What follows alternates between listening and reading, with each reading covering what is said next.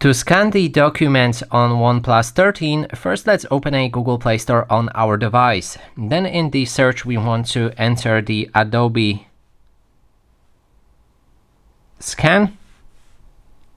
So we want to download this specific app right here.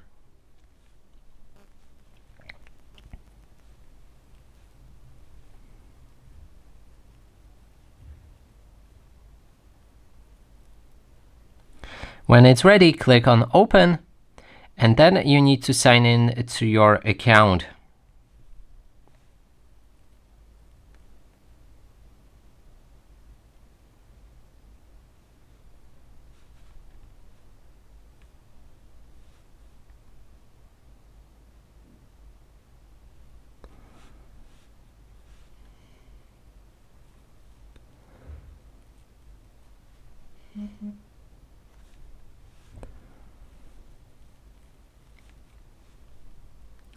Okay, so finally, when we're in the app, make sure to allow any permissions, and all you have to do here is select the document or a specific thing that you want to scan, like a whiteboard, book, ID card, or business card.